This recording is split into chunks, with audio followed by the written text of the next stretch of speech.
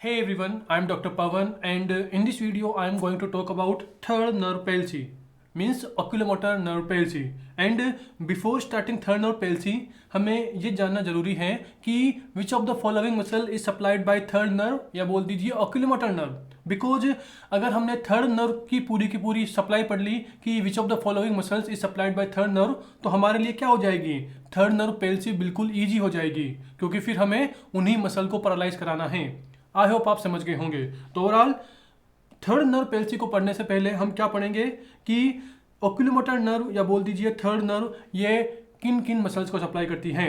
And ओक्यूलोमोटर nerve के अंदर आप क्या पढ़ते हैं कि इसके अंदर टोटल हम 2 न्यूक्लियाई पढ़ते हैं। नंबर 1 क्या होता है ओक्यूलोमोटर न्यूक्लियस, नंबर 2 क्या होता है असेसरी या बोल दीजिए विसरल ओक्यूलोमोटर न्यूक्लियस। और देखिए इसी असेसरी ओक्यूलोमोटर न्यूक्लियस इसी का ही अनदर नेम क्या है Edinger Westphal nucleus. Okay and what is the functional column for oculomotor nucleus GSE यानी कि general somatic efferent. And what is the functional column for Edinger Westphal nucleus GVE यानी कि journal visceral efferent. मतलब कि देखिए यहाँ पर भी क्या है इफरेंट है, यहाँ पर भी क्या है इफरेंट है। इफरेंट मतलब कि ये मसल को सप्लाई करेंगे, ये वाला भी मसल को करेगा, ये वाला भी मसल को करेगा। सोमेटिक मतलब कि बॉडी वाल की मसल यानी कि जो एक्स्ट्रा ओकुलर मसल होती है ना EOM उन्हें सप्लाई करता है कौन ओक्यूलोमोटर न्यूक्लियस। एंड यहाँ पर क्या है विसरल, विसरल मतलब कि जो अंदर वाली मसल होती है ना जो विसरल मसल्स होती हैं उन्हें सप्लाई करता है। मतलब कि ये स्मूथ मसल को सप्लाई करता है। और आपको पता होगा कि स्मूथ मसल क्या होती है इनवॉलेंट्री, हमारे कंट्रोल में नहीं होती। और यहाँ मैंने क्या बताया एक्स्ट्रा ओकुलर मसल्स, तो ये क्या होती है दीज आर स्केलेटल मसल्स मतलब कि दीज आर वॉलेंट्री मसल यानी कि हमारे कंट्रोल में होती हैं। और देखिए जर्नल ये दोनों में कॉमन है। ओवरऑल सीधी बात यूं है कि जो थर्ड क्रेनियल नर्व है ये आई की मसल्स को सप्लाई करती है। तो देखिए यहाँ पर हम बताया ना भाई मैंने इफरेंट मतलब कि मसल की बात करेंगे तो ओवरऑल यहाँ पर हम पूरी की पूरी आई की मसल की बात करेंगे। ओके तो ये बात हो गई। अब देखिए जो ओक्यूलोमोटर न्यूक्लियस होता है मैंने क्या बताया कि it is supplies to extra ocular muscle. And which of the following muscles is include in extra ocular muscle. तो देखिए आप टोटल 3 मसल पढ़ते हैं। नंबर 1 कौन सी होती है LPS यानी कि levator palpebrae superioris. Number 2 muscle is recti and number 3 muscle is oblique. देखिए इन्हीं तीनों को क्या बोलते हैं all 3 are extra ocular muscle. और आपको पता होगा कि जो ये एक्स्ट्रा ओकुलर मसल होती है इसकी नर्व सप्लाई के लिए एक निमोनिक होता है और वह क्या होता है आल सोलर। आल का मतलब क्या है मतलब कि निमोनिक क्या है आल सोलर 346। ओके तो निमोनिक क्या है आल सोलर 346। एंड इस निमोनिक को कैसे रीड करते हैं तो देखिए all muscle of eye is supplied by third cranial nerve except superior oblique and lateral rectus. Because of superior oblique it is supplied by 4th cranial nerve and lateral rectus it is supplied by 6th cranial nerve. तो overall सारी की सारी muscle को third cranial nerve supply करती है except 2 superior oblique and lateral rectus. तो देखिए अभी हम किसकी बात कर रहे हैं थर्ड क्रेनियल नर्व की। तो ओवरऑल ये आल मसल को सप्लाई करेगी except superior oblique lateral rectus except superior oblique lateral rectus. और आपको पता होगा कि रेक्टाई मसल टोटल कितनी होती है 4 होती है और 2 ओब्लिक होती हैं। 4 रेक्टाई कौन सी होती है superior rectus inferior rectus medial rectus lateral rectus. Okay तो दीज आर 4 रेक्टाई। तो ओवरऑल इसमें से हमें कौन सी रेक्टाई को हाइड करना है 4th मतलब कि सुपीरियर ओब्लिक को, सॉरी रेक्टाई में लेटरल रेक्टाई को। तो overall it is supplied by 6 cranial nerve. और देखिए 2 ओब्लिक कौन सी होती है superior and inferior oblique muscle. तो ओवरऑल यहाँ पर हमें सुपीरियर ओब्लिक को हाइड करना है because of it is supplied by 4th cranial nerve. तो overall superior rectus inferior rectus medial rectus inferior oblique and levator palpebrae superioris इन सभी muscle को कौन सप्लाई करती है हमारा ओक्यूलोमोटर न्यूक्लियस या बोल दीजिए थर्ड क्रेनियल नर्व। तो देखिए वही लिख रखा है LPS लिवेटर पैल्पिब्रल सुपीरियोरिस। और देखिए यहाँ पर ऊपर की तरफ क्या है 3 रेक्टाई मसल है और नीचे की तरफ ओब्लिक है। तो देखिए वही लिखा है ये 1 ओब्लिक यहाँ पे हो गई। और देखिए सुपीरियर इंफीरियर और मीडियल सुपीरियर इंफीरियर और मीडियल रेक्टाई। ओवरऑल आप समझ गए होंगे कि इन सभी मसल को सप्लाई करेगी extra oculomotor nucleus. Okay third cranial nerve का ओक्यूलोमोटर न्यूक्लियस इन सभी मसल को सप्लाई करता है। एंड अब हम आपसे बात करते हैं असेसरी ओक्यूलोमोटर न्यूक्लियस की यानी कि एडिंगर वेस्टफोल्ड न्यूक्लियस की। तो देखिए आपको पता होगा कि this is parasympathetic nuclei. Okay मतलब कि जो ओक्यूलोमोटर नर्व का पैरासिम्पैथेटिक कंपोनेंट होता है वह किससे रिलेटेड होता है it is related to Edinger Westphal nucleus. तो यहाँ पे लिख देना this is parasympathetic component of third cranial nerve. तो देखिए हमने बोला कि Edinger Westphal nucleus it is related to parasympathetic nervous system and देखिए it is supplies to smooth muscle of eye. अरे भाई मैंने बोला ना स्मूथ मसल यानी कि इनवॉलेंट्री मसल, उन्हें कौन सप्लाई करता है? एडिंगर वेस्टफॉल न्यूक्लियस सप्लाई करता है। तो वो टू मसल्स कौन सी होती हैं? Number 1 sphincter pupillae muscle and number 2 ciliary muscle. देखिए मैंने क्या बोला कि मैं यहाँ पर जो भी बात करूंगा all these are eye muscles. देखिए मैंने अभी सर्कल में जितना भी ड्रॉ किया है ये सभी आई में प्रेजेंट होती हैं। देखिए ना LPS, recti muscle, oblique muscle, sphincter pupillae और ciliary muscle, all these muscles are present inside the eye. Okay, कुछ बाहर होगी कुछ अंदर होगी, ओवरऑल आई से रिलेटेड होगी। अब देखिए स्फिंक्टर प्यूपिली ओके और सिलियरी मसल। तो देखिए ये पूरी की पूरी बात हो गई। तो हमने ये पूरा का पूरा डिस्कस कर लिया कि थर्ड क्रेनियल नर्व कौन कौन सी मसल्स को सप्लाई करती हैं। एंड अब हमारा एम क्या है? हमारा एम है सर थर्ड नर्व पेल्सी को पढ़ना।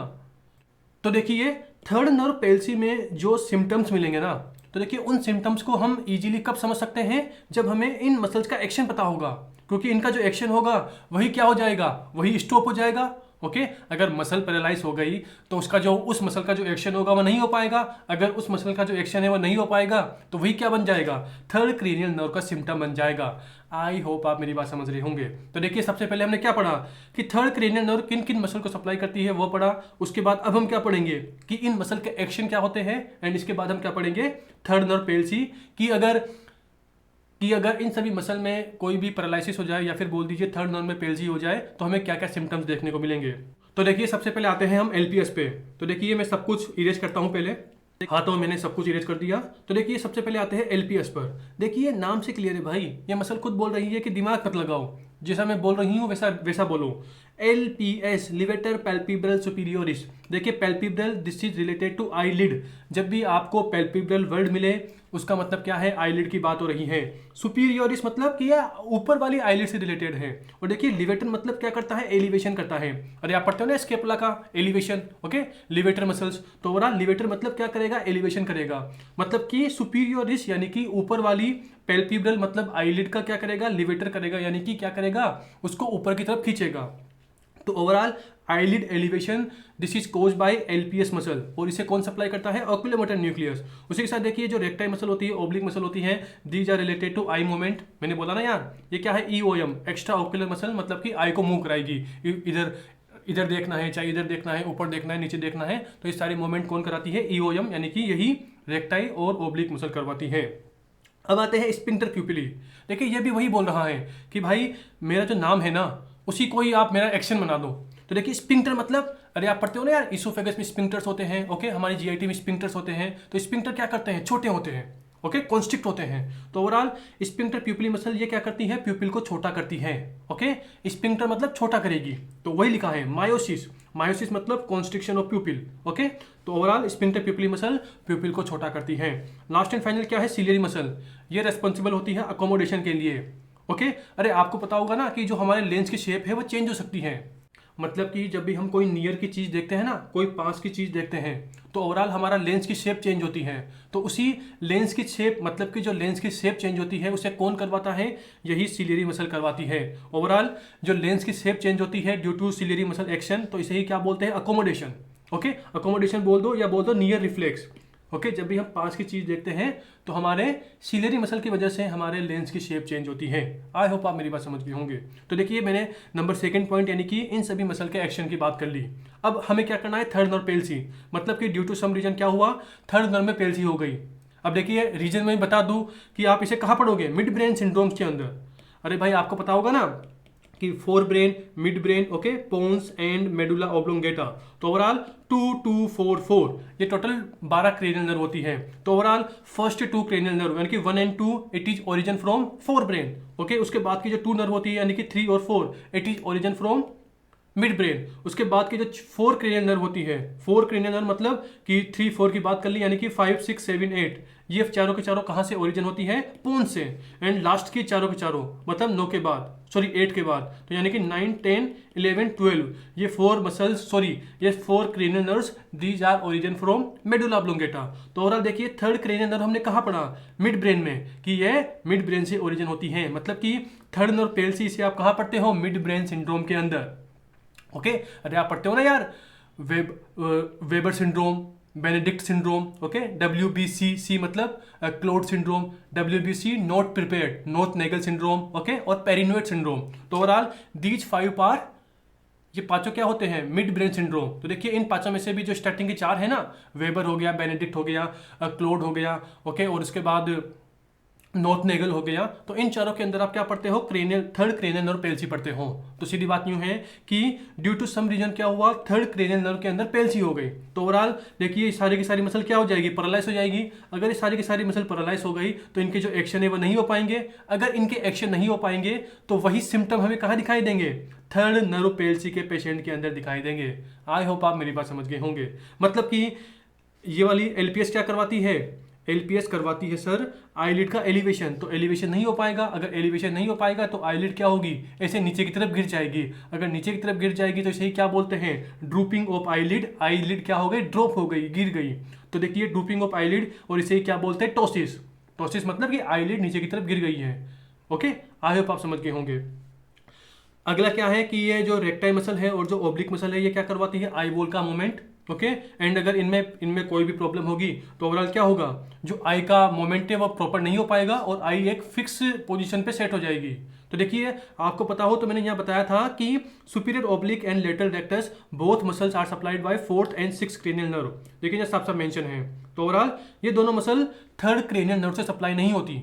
तो in the case of third nerve palsy ये दोनों मसल क्या रहेगी, एकदम सेफ रहेगी, इनमें कोई भी प्रॉब्लम नहीं आएगा। मतलब कि in the case of third nerve palsy ये दोनों मसल्स क्या हो गई, डोमिनेंट हो गई। तो ओवरऑल अगर ये दोनों मसल डोमिनेंट हो गई तो सुपीरियर ओब्लिक मसल, इसका फंक्शन क्या होता है, आई को डाउन करना।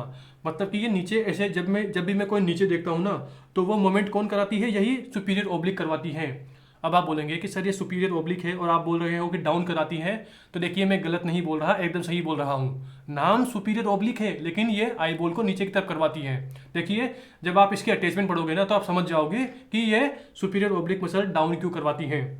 अब देखिए लेटरल रेक्टस, इसमें कोई भी कंफ्यूजन नहीं है। इस साइड ऐसे होती है तो ओवरऑल इसमें कॉन्ट्रैक्शन होगा तो आई क्या होगी, ऐसे आउटसाइड बाहर की तरफ मूव करेगी।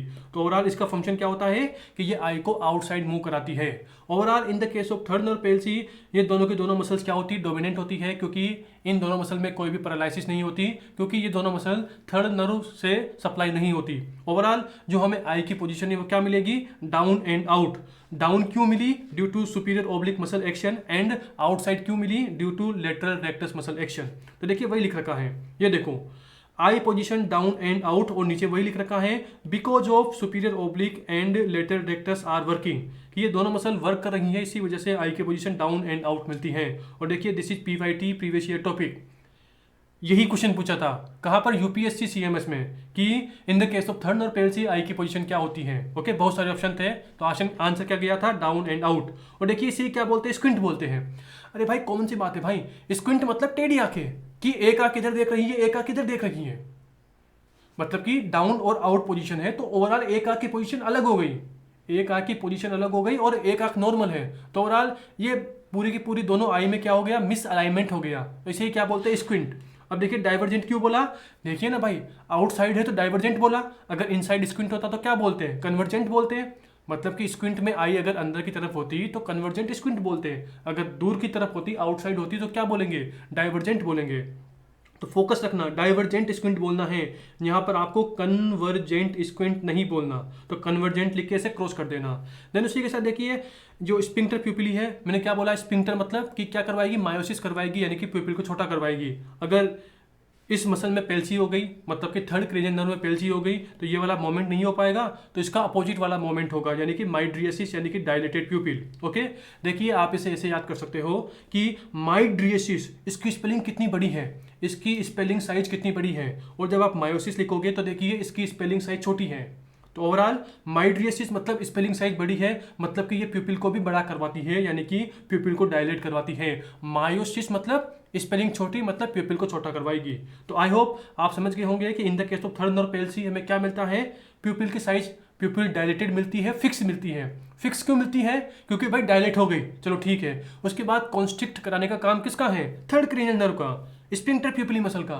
तो भाई ये तो पेल्सी हो गई ना, पैरालिसिस हो गई थर्ड नर्व में, तो ओवरऑल स्पिंक्टर प्यूपिली वर्क नहीं करेगी, तो ओवरऑल कॉन्स्ट्रिक्ट नहीं हो पाएगी। तो हम क्या बोलते हैं, कि माइड्रियसिस यानी कि डायलेटेड प्यूपिल एंड फिक्स्ड प्यूपिल। ओके, यहाँ पर एक और वर्ड ऐड कर लो, फिक्स्ड प्यूपिल। फिक्स्ड मतलब कि जो आई की प्यूपिल है वो हमेशा डायलेटेड पोजीशन में ही रहेगी। अगर डायलेटेड पोजीशन में ही रहेगी तो अगर हम टॉर्च दिखाएंगे, टॉर्च ऑन करके आई को दिखाएंगे, तो इन दिस कंडीशन भी जो प्यूपिल है वो कॉन्स्ट्रिक्ट नहीं होगी। मतलब कि हमें क्या मिलेगा, लाइट रिफ्लेक्स एब्सेंट मिलेगा, लॉस मिलेगा। लाइट रिफ्लेक्स मतलब कि हमने टॉर्च को ऐसे दिखाया, टॉर्च ऑन करके आई में दिखाया, तो नॉर्मली क्या होगा, जैसे ही आप आई में टॉर्च करोगे तो प्यूपिल क्या हो जाएगी, छोटी हो जाएगी। अरे दिक्कत होती है ना यार, ज़्यादा ब्राइट लाइट में देखने में आप क्या करते हैं, अपनी आंखों को बंद कर लेते हैं। तो नॉर्मली क्या होना चाहिए था कि जैसे ही हम टॉर्च दिखाएंगे तो आई बंद होनी चाहिए थी, प्यूपिल छोटी होनी चाहिए थी, बट नहीं हुई। क्यों नहीं हुई, क्योंकि भाई जो मसल छोटी करवाती है ना प्यूपिल को, वो पैरालाइज है थर्ड नर्व पेल्सी की वजह से, क्योंकि इसे थर्ड नर्व सप्लाई करती है। तो वही लिख रखा है कि लाइट रिफ्लेक्स आपको क्या मिलेगा, एब्सेंट मिलेगा। मतलब कि टॉर्च दिखाने पर भी बंदा अपनी प्यूपिल को छोटा नहीं कर पाएगा। लास्ट एंड फाइनल क्या है, लॉस ऑफ अकोमोडेशन, मतलब कि जो सिलियरी मसल है ये अकोमोडेशन करवाती है, और अगर थर्ड नर्व में पेल्सी हो गई तो अकोमोडेशन नहीं हो पाएगा, यानी कि लॉस ऑफ अकोमोडेशन रिफ्लेक्स, यानी कि नियर रिफ्लेक्स, यानी कि बंदा नियर की चीज़ों को नहीं देख पाएगा। तो ओवरऑल देखिए मैंने यहाँ पर पूरी की पूरी थर्ड नर्व पेल्सी की बात कर ली, और देखिए इसी के साथ आपकी पूरी की पूरी थर्ड नर्व भी क्लियर हो गई होगी। Okay and bye.